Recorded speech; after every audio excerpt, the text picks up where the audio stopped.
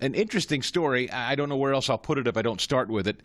That in Cincinnati, and I didn't talk much about it yesterday because I just, crime stories, if you've listened to the show for any amount of time, you know how I feel about crime stories. I don't know what to tell you about crime stories. I have nothing to say. There's video of a couple being beaten in the street. And I think probably because it appeared that most of the assailants kicking the crap out of the two were black and the two people having the crap kicked out of them were white. And I guess that's about the sum total of why it was an interesting story to most people. I mean, there's street violence pretty regularly, unfortunately, in most American cities every single weekend. But this particular one was interesting because it was a white couple, mostly black assailants, it appeared. True? Yeah, that's what made it catch fire on social media. Just spread like I just didn't have anything to add. I don't, whatever. I mean, what do you say about it? Okay, that's a video of a couple being beaten up. I don't know the context. I don't know why they're there. I don't know what's going on. Well, now, 2 of 5 are arrested. One has been released on $400 bail. 2 of the 5 suspects being sought. Now, the reason I'm talking about this is what caught my attention was the reaction of the police chief in Cincinnati. Now, I don't know what to say about any of it. I'm not, again, I don't do crime story. I'm not Nancy Grace. If you want Nancy Grace, I think she still does a show out there. But the police chief's response to this caught my ear. 3140, if you please, boys. Take a listen to this yesterday. Teresa Thietage? Not sure. But anyway, here's the police chief of Cincinnati. Social media and journalism and the role it plays in this incident. And yes, guys, that's you. That is you. Social media, the post that we've seen, does not depict the entire incident. That is one version of what occurred. At times, social media and mainstream media and their commentaries are a misrepresentation of the circumstances surrounding any given event. What that does, that causes us some difficulties in thoroughly investigating the activity and enforcing the law. Because what happens, that social media post and your coverage of it distorts the content of what actually happened. And it makes our job more difficult. Go ahead, right here. Thank you. 2 questions. Where were the nearest officers? In the central business section.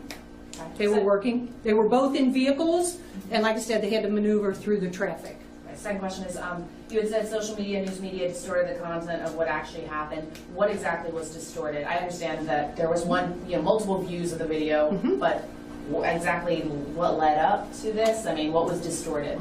Yeah, so I think by the irresponsibility with social media is it just shows one side of the equation quite frequently, without context, without factual context. And then people run with that, and then it grows legs. Well, on its face, I don't argue with the concept of social media distorting and taking things out of context and people running with stories and making them extraordinary when maybe there's a perfectly logical explanation for them. That happens every day. Literally spent some time on the show yesterday talking about it. So, in a broad sense, when we're talking about social media writ large, fair. Social media is constantly taking things out of context. All the time. Every day. It's why I caution you on this show.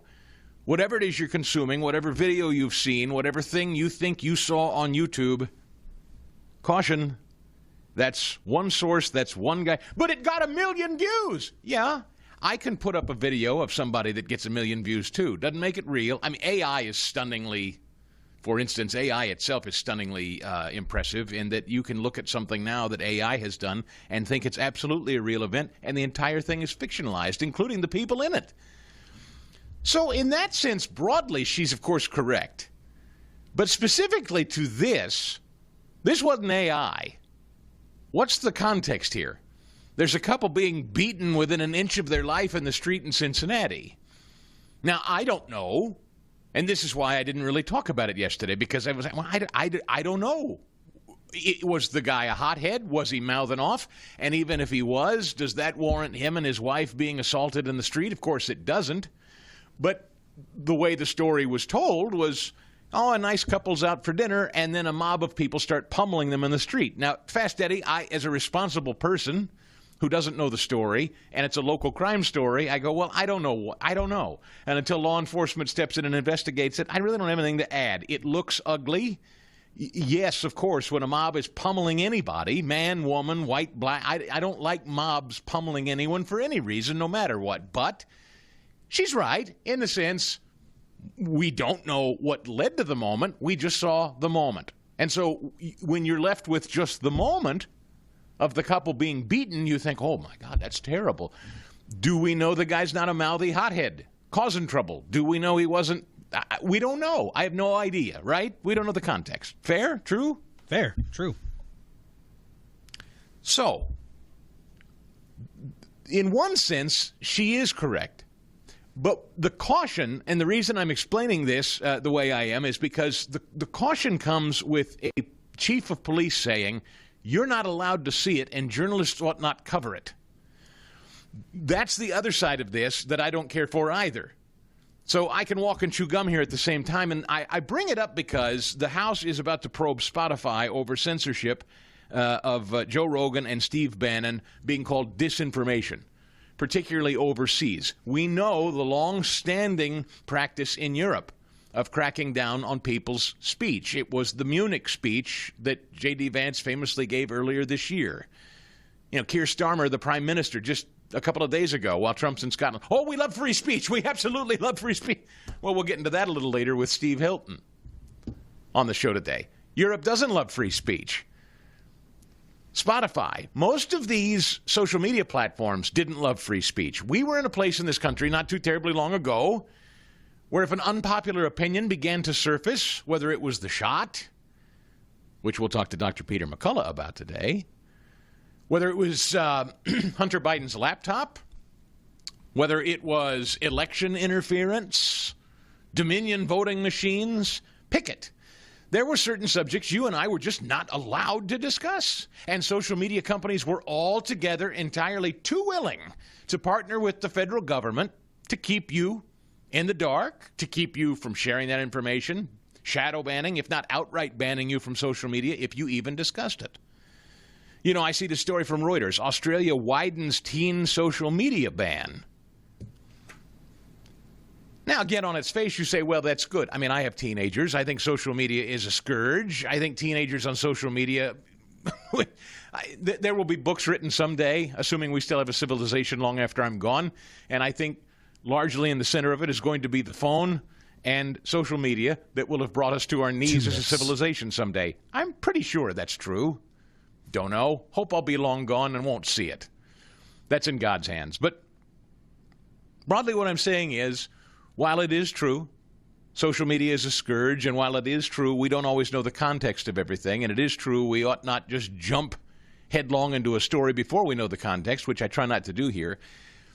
People in authority, and you need to be very, very leery of people in authority saying, we've got to do something about that social media. And you journalists and you people who are engaging in sharing pictures and video and talking about stuff, that needs to stop, and you should all feel very guilty about it.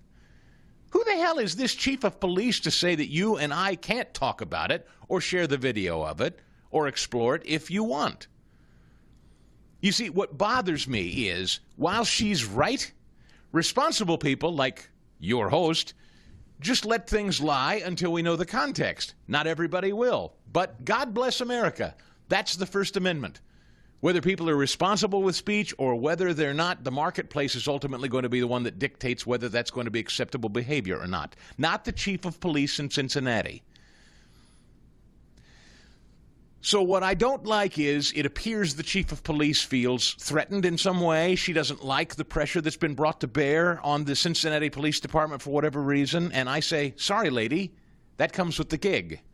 Media, journalism, social media, good, bad, and ugly, warts and all. It's a First Amendment issue. It's not your purview to talk about what people aren't allowed to share and see and talk about in journalism. All right? You have a crime story on your hands. Get to the bottom of it. That's all. For full shows, live and on demand, it's Salem News Channel.